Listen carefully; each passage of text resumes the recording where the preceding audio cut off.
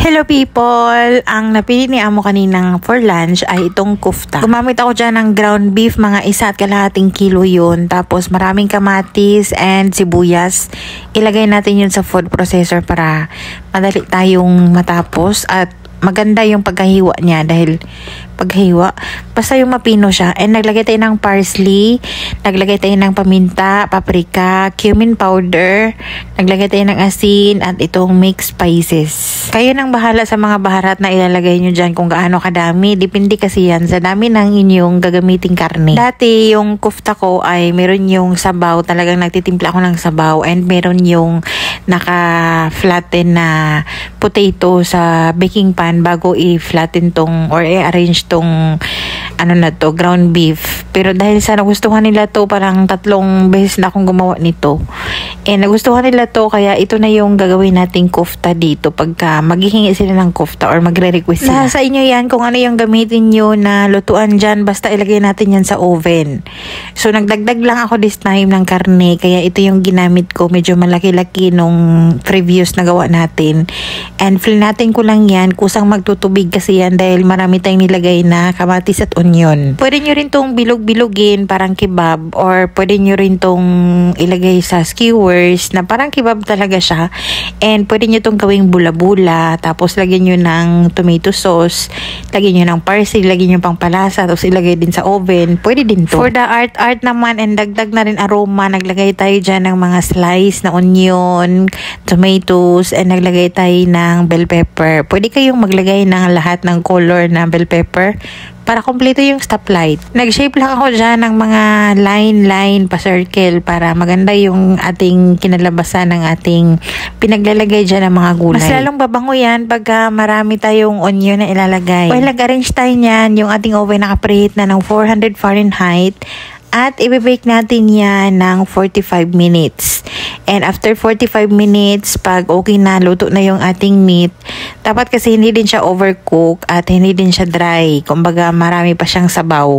And ibabroil natin yan ng at least 5 to 10 minutes para mag-roast lang yung ibabaw niya and masunog-sunog kunti yung mga gulay. While yung ating kofta na sa oven, dito na tayo sa ating salad. So, gumawa tayo ng fatush dahil ito yung request nila. After nahiwa yung mga vegetable para sa salad, ilagay ko muna sa fridge para fresh pa bago i-serve.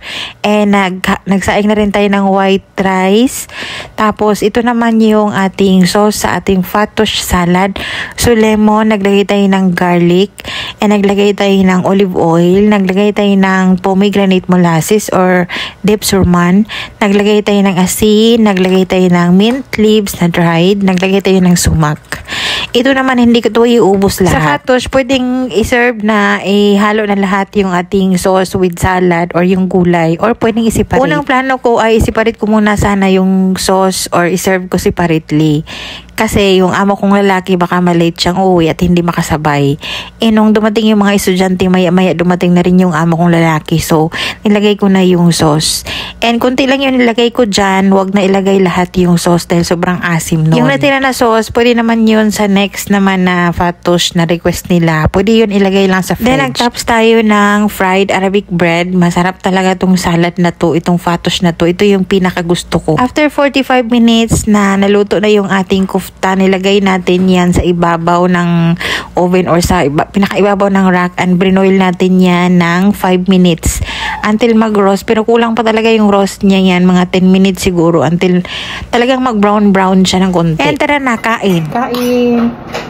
Kufta. Ako naman, gusto ko din naman sunog-sunog. Yung salad, ganito na natira para sa akin. Parang puro na lang tinapay. Kasi yung amo ko nagda-diet talaga, so hindi siya kakain ng kanin at tinapay. Sobrang sarap nito. Kuha tayo ng konti.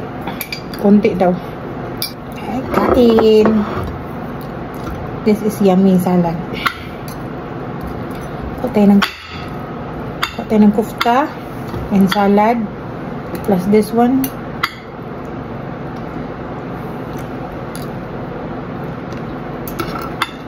Naman ako ng putik dito. Walang dugo.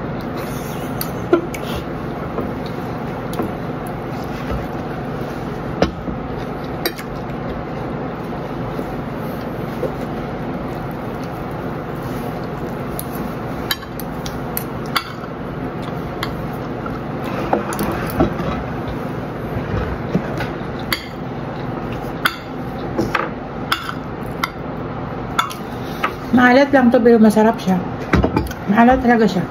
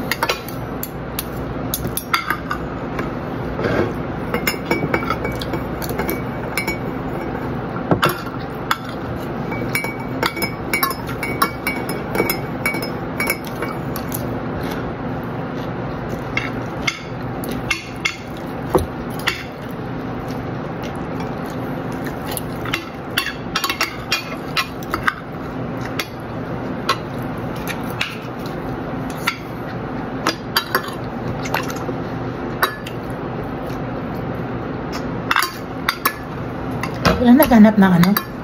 Ng bread? Wala.